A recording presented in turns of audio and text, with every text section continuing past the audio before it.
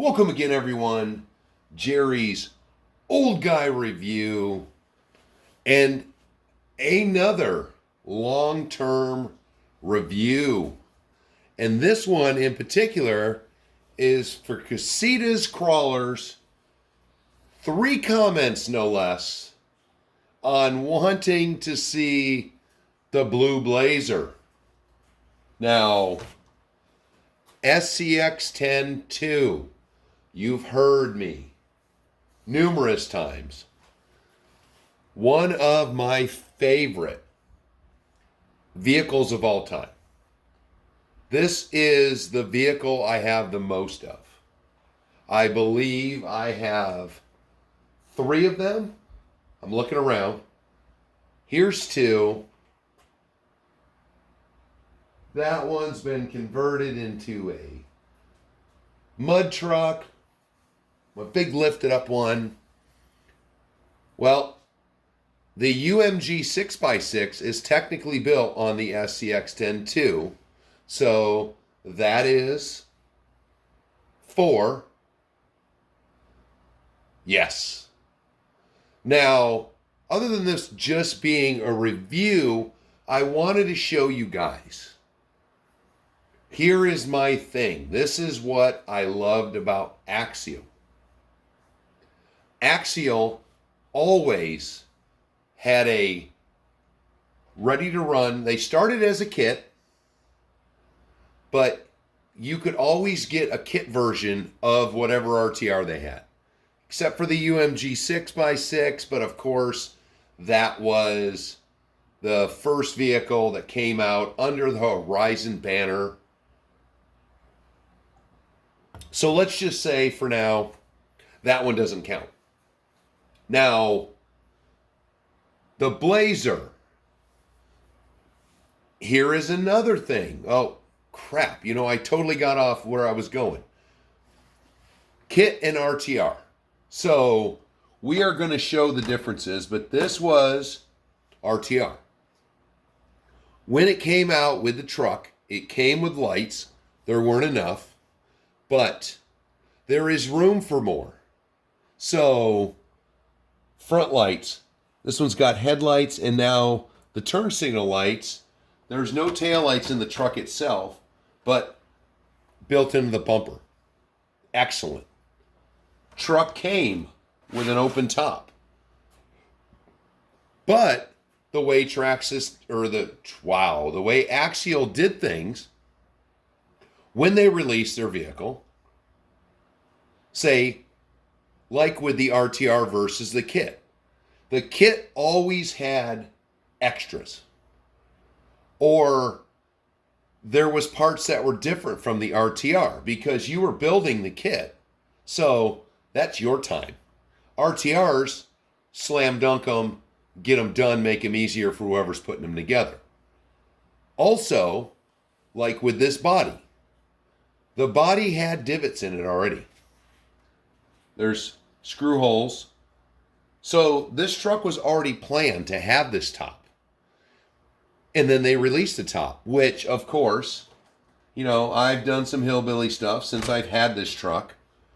I'm normally so good with my dates, but I do not remember when this truck came out.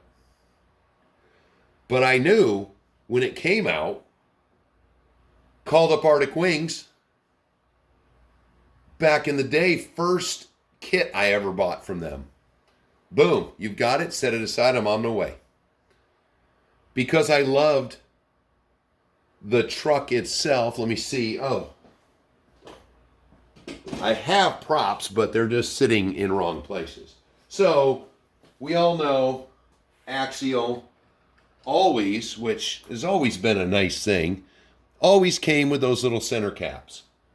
But these Wild Peaks in the early days, these are horrible.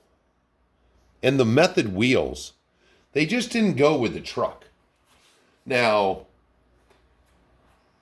that Blazer's had a lot of kicks over the years. This is my current version because here's my sneak. This winter, I'm trying to keep some of the obstacles clean. And instead of going with these big, aggressive, high racks and whatnots, I'm going with, it's got to drive through the snow to get out to the obstacle. I have put these Element general grabbers on here. And I've did my normal, I cut the foams, but they're a little bit shorter than most of the tires that I have. So they seem to me, again, I'm sorry if this seems excessive sometimes, but I'm always looking for the scale look. And these smaller tires, let me just double verify. I don't know why I put that tire back. Yeah, these stood up a little bit taller and they're narrower. These tires are shorter but wider. And I like the wider because this truck's stance is with these little skinny guys on there. They were right underneath there. These stick out from the fenders a little bit. Little more stability for the side to side because I have got the suspension super scrunchy on this one. But beautiful body, years. This summer, this shows that my new obstacle is going to be a truck slayer. This truck, you'll notice, possibly, still have both the mirrors on there, which I think because they're floppy, it's helped them survive.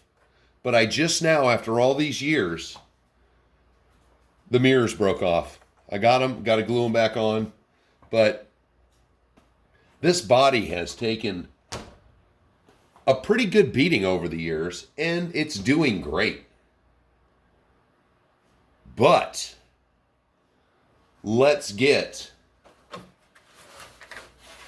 to the, just in case, great design they had. When it had to open top, you could cut this part out and mount the spare tire cover in there. So you could put a spare right there. Limited, no depth, typical axial, but nice setup. Oh, and that's, wait a minute. No, this didn't come with headlights. It had the buckets in it, but this is an aftermarket that I've got in there. Todd Barris, what are you yelling about?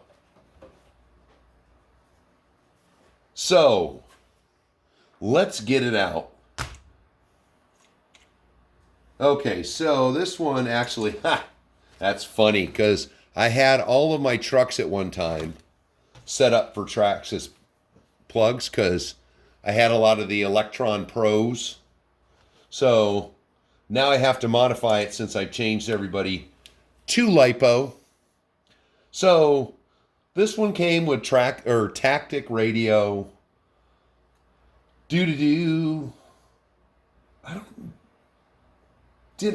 Oh, no. Wow. Okay. We're going over here just because I'm losing my train of thoughts on things. So this came with no taillights because it didn't have any lights in this bumper. All it had was this light control where you could do taillights and headlights. So first set of lights are in these light buckets. You know what? I don't know. I don't remember if those even came on there. I might have put those on. This is horrible. I'm just rambling a bit. But axial light controller. So tail lights, headlights. You had the axial AE5L speed control, which, what do you got? Drag brake 150 or 100 or 50 and LiPo or nickel metal. Typical. You had the 3-gear transmission. Just the nice layout, little bit little bit froofy with some of the lipos to fit in this. This is kind of weird to have that set up. But, you know, front bumper, rear bumper, that's what I did. I put my own lights in it. And because it was a, cripe, what was this? It wasn't a 60. So I kind of fibbed with the old license plate on there. But this truck, single stage shocks instead of the crazy dual, faux pas reservoir, but long travel shocks.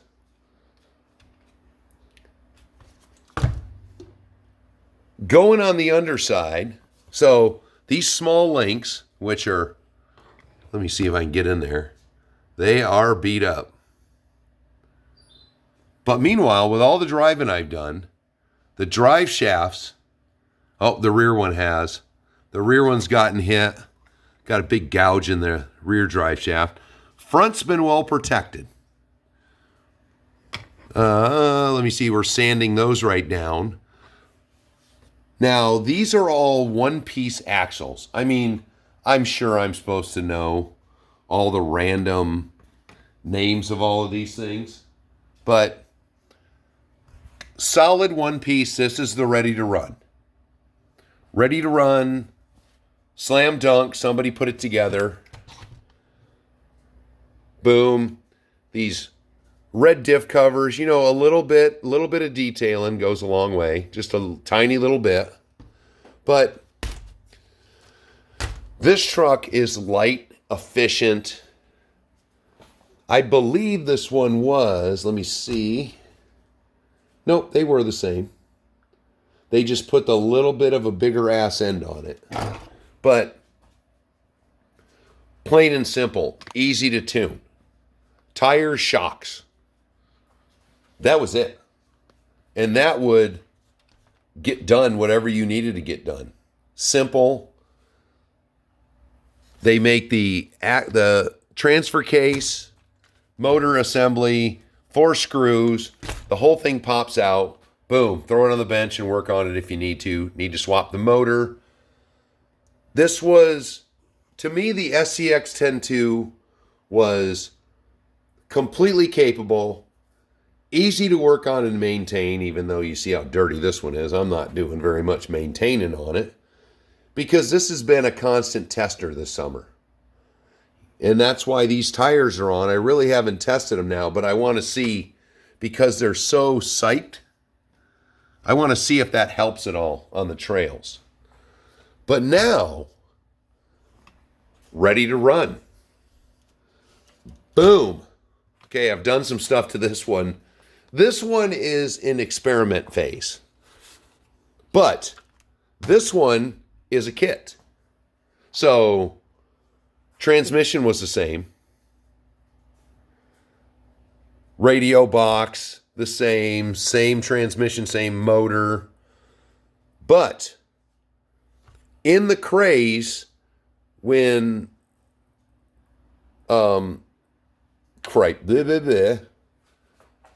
before Hobby Wing, or God dang it. Wow. Before Horizon Hobbies took over, they were doing a little swapping on some of the electronics. So this one came with a dynamite speed control, which I'm pretty certain is exactly who made the Axial branded electronics, because this is exactly the same specs, picture. They look exactly the same, which is funny. They don't have an on-off switch, but they do have a hookup for one. Did not have the light. Oh, it actually did. This one, unlike the Axial one that you had to mount. Oh, wait a minute. My bad. God, I'm still lying. It's exactly the same. So you had these wires come off for the front, headlights, taillights. I've got them on that one, but I also have that light kit. So, but meanwhile, you've got pretty much most everything is the same until you look underneath. So this one I've actually been testing on. This was my daughter's. Don't tell her. But because this was a kit, I don't understand how the axles are. They're different axles. There are more bits and components to put them together. They're not solid. So you have to put the ends on to do the hubs. You've got where the shocks and the links mount. You had to add that to it. The rear axle, same way. It's 1, 2, 3 pieces. Everything's an add-on, which could be nice. This is the kit. So if that broke on your main axle, if you have the ready to run, you have to buy a whole new axle housing. This one, if you break it, you just have to buy that piece, which I don't see a lot of axles for SCX10 II's replacement bits. But same concept. Let me flip that one over again. We're comparing. I'm being horrible with the camera. So it's a kit. In general, these links seem to be a little bit beefier. Not a lot. And what do we still got? Oh, I covered up the other one. Still got a tactic metal geared steering servo in there. You know, a lot of things are different, but a lot of things are the same. But that's just the difference in what I loved about Axial back in the days. You know, I want the ready to run, but I would always buy the kits because you got the extra goodies. And because you were using your own electronics, you know, of course, cheaper as a kit. Now, these two, this kit one I've got here, just in case you have an Axial SCX10 II floating around, this has got the Element Sendero front bumper on it, slid right in. I haven't tried the sliders yet. I was going to try to take this as a solid axle and put the Trail Runner on it. But then I saw the Trail Runner fit on the Element Enduro Sendero, and that's already modded out already, so I'm going to try that one out too. But this I've just been testing with these 155s, little wheels on it, and that's why you can see there's so much mud underneath it. But two completely different trucks right now running the same chassis. And, let me see. Yeah. Strangely, not a huge difference in, space underneath. But I really wish we talked about on Let It Fly, the base camp coming out. The base camp is okay in my opinion, but I think it could be just like this, the 2. The 3 could be streamlined a little bit. If we want to, well, I can't even say that. $319 for a ready to run. Yeah, we might get rid of the electronics down the road, but $319 is hard to beat. And even if it's a ready to run and, it may be phenomenal, but it also, $319, then you just say you want to do wheels. I mean, everyone talks about the electronic. I don't get it. This truck, like right here, I love this truck, and I've had it for years, and it is still running the original electronics that came in it. It's been soaked, it's been dropped, it's been rolled, it's been, I don't know. But it seems to me that this, with the efficiency and the lightness of this truck, maybe it's just less stress and strain. Excuse me, I don't need any peanut gallery back there. Yowie. Tiberius. I just find that its simplicity, yeah, body mounts. I these clipless bodies now, yeah, they're great. But unless I'm trying to build a scale truck, I don't really care. With lipos now, you don't have to take the body off as much. But anyone, if you can find an axial, SCX10 II, I believe, is one of the most heavily supported vehicles that has ever been.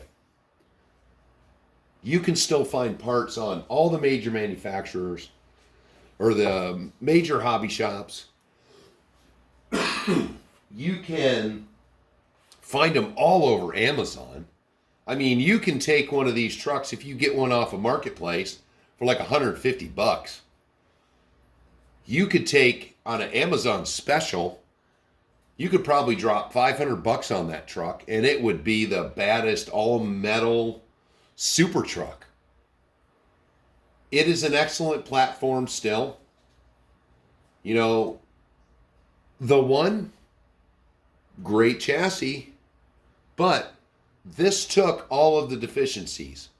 It made the transmission more beefy, heavy duty. I love the way it sits in there. I mean, you can't, how much more compact can you be? Everything's accessible here. I can pop drive, I can work on this thing all day long, popping drive shafts, ripping that stuff out, just a few screws. And that's another thing. I want these kits to be, for maintenance. How many of these guys are complaining